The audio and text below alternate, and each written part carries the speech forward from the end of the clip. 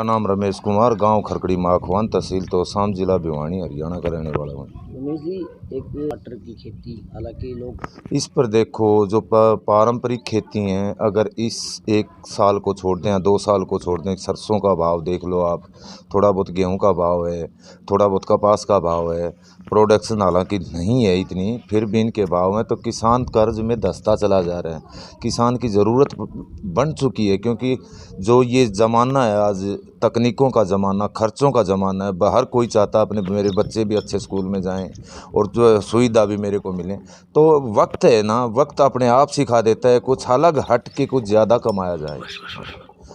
सरकार जिस प्रकार से बोलती है कि पानी जो है किसानों को दिया जा रहा है, व्यवस्थाएं किसानों देखो, सरकार का कोई ज़्यादा रोल नहीं होता है, क्योंकि सरकारी जो सिस्टम है वो इतना उदासीन होता है कि वो जैसे अब टमाटर के बीज के ऊपर सब्सिडी आ रही है, वो बीज लगता है अक्टूबर में, सब्सिडी आ रही है उसके ऊपर जनवरी फरवरी में।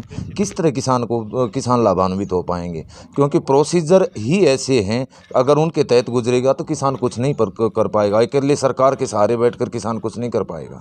हाँ सर, दूसरी बात करें, किस तरह का पेट उन लोगों का भी आप लोग पालते हैं? भाई बिल्कुल, देखो इसमें लेबर का बहुत ज़्यादा काम है। आज मैं बताऊं तो मेरे गांव में इस बेल्ट में लगभग 10,000 लोगों को रोज़गार मिलता है लगातार 3-4 महीने। तो अब मेरे अकेले के खेत में 40 से 50 लोग 365 दिन बगैर रविवार की छुट्टी के भी इतने लोगों को 365 दिन रोज़गार मिलता है। आज 10,000 लोगों को रोज़गार देने के लिए सरकार को कितनी बड़ी योजना बनानी पड़ती होगी। लेकिन हमारे यहाँ अब हमारे जो मज़दूरों के गांव हैं, 400 रुपये दिन में दिहाड़ी पर आते हैं। वो मज़दूरों के गांव हमारे बुआनी है, बड़ियाली है, किरावड़ है, खानक है, धारण है, दुल्लेड़ी है, निंगाना है, इतनी लोगों के चूल्हे जलते हैं। अब आप कहोगे कि एक 1.5 करोड़ रुपये आ गया आपके पास, तो वो सारा हमारे पास नहीं आता। उसमें बहुत से लोगों की हिस्सेदारी है। खाद वाले की हिस्सेदारी है, बीज वाले की हिस्सेदारी है, ट्रांसपोर्ट वाले की हिस्सेदारी है, आगे बनिए की मंडी में बेचते हैं उसकी हिस्सेदारी है, ग्रेडिंग वाले की हिस्सेदारी है, जो यूपी और इससे अपने पीलीभीत कानपुर से जो लोग गुजरात से ग्रेडिंग के लिए आते हैं उनकी हिस्सेदारी है, जो हमारे यहाँ पर जो कैरेट तुड़ाई करते हैं उनकी हिस्सेदारी है, उसकी नोड़ाई करते हैं उनकी। जितना भगवान देता है, अब कहने को तो करोड़ों कमाते हैं, लेकिन इसमें बहुत ज़्यादा परिवारों के चूल्हे जलते हैं।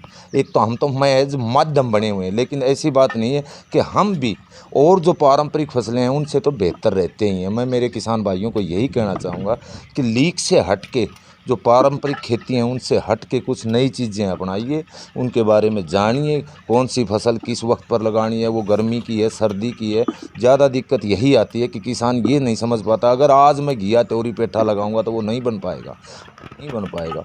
किसानों को इस बारे में सरकार को भी सचेत करना चाहिए। एरिया वाइज, जैसे रेतीला इलाका अपना दक्षिणी हरियाणा है, राजस्थान से सटा हुआ जो प्रदेश है, इसमें फसलें कौन सी लगती हैं, किस टाइम लगती हैं।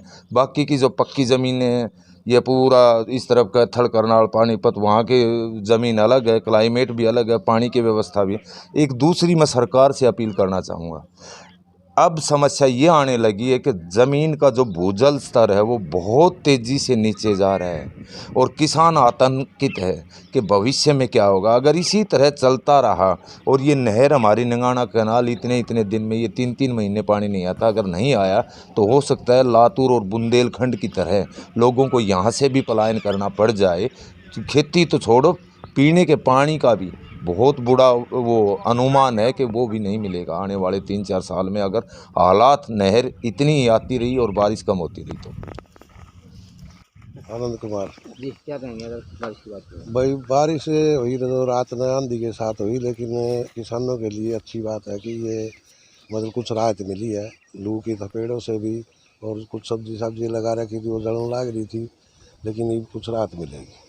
तो हो सकता है आज का मौसम और बता रखा है बारिश और भी ज़्यादा कर दे, तो भाई भादरा जुमान भी घुस कर कोई बड़ी बात को नहीं, तो 15 सांगल और माट दे तो करना चाहिए राम जी ने। कितनी खुशी हुई बारिश को? बहुत अच्छी खुशी हुई भाई बारिश के लिए, बारिश होने से। मेरा नाम दिलबाग सिंह है जी। मैं बहुत खुश हुआ इंद्रदेव ने बारिश करी। इससे पहले ही हमारे मोदी जी ने पेट्रोल और डीजल के दामों में बहुत कमी की है, उससे फ़ायदा ये हुआ, पेट्रोल कम लगेगा, डीजल कम लगेगा, किसान अपना कुछ भी मेहनत कर रहा है उसका डबल फ़ायदा होगा। सब्ज़ी अच्छी होगी, बारिश से उनकी गुणवत्ता अच्छी होगी और अच्छे भाव पे भी कई बाजार में।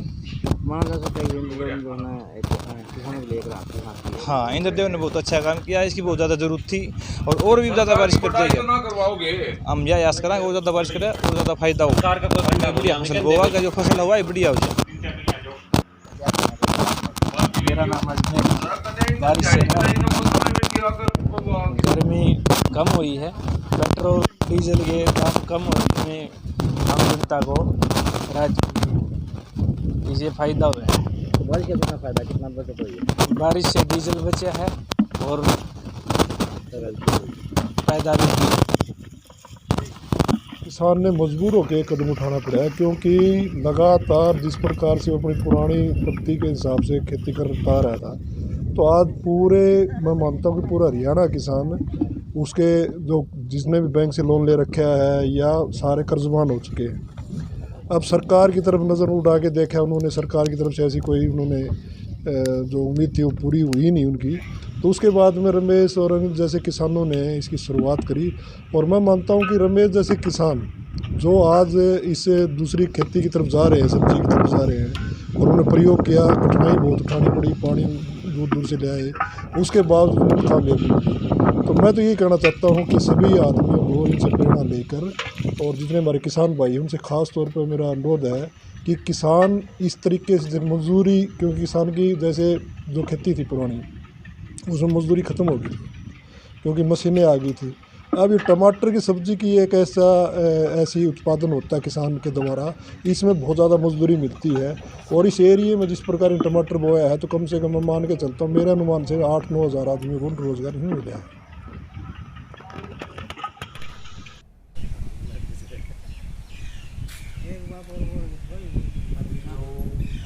पिछले दिनों जैसा अधिकतम तापमान 4 से 4 डिग्री चल रहा है, और जिससे कि किसानों को की फसलें जो है वो उनमें पानी की बहुत ही ज़रूरत थी। और इसके बाद जो है अभी मौसम में जो परिवर्तन हुआ है, इसमें अभी कल बरसात हुई है रात को, तो काफ़ी इससे राहत मिलेगी फसलों को, और जो है आगे मौसम के साफ होने की संभावना है। अभी और बरसात की संभावना नहीं है, लेकिन अभी फसलों को इससे काफ़ी राहत मिलेगी, और सिंचाई के तौर पर आने वाले अगले 4 से 5 दिनों में तापमान और इसके साथ साथ धूल भरी आंधी है वो भी आने वाले दिनों में चलेगी। तो किसान भाइयों से यही सुझाव है कि वो अपनी फसल, अभी तो बरसात होगी है, लेकिन आगे जब भी हो तापमान की बढ़ोतरी होती है उस टाइम फसलों में हल्की सिंचाई करते रहें पानी की उपलब्धता के अनुसार, और अपने फसल को जो है वो सुरक्षित रखें। ऐसे ही अभी तो ये बरसात हुई है, बरसात की वजह से 2-3 दिन कम से कम 2 दिन तो ठंडी हवा चलेगी, धूल नहीं उड़ेगी, लेकिन उसके बाद तापमान बढ़ने से मिट्टी सूखेगी और उसके बाद जो है वो धूल भरी आंधी का रूप में चलेगी। और अभी 4 से 5 दिन, अगले 5 दिन जो है वो बारिश की संभावना जो है वो नहीं है, तो उसके बाद में मौसम में फिर बदलाव हो सकता है।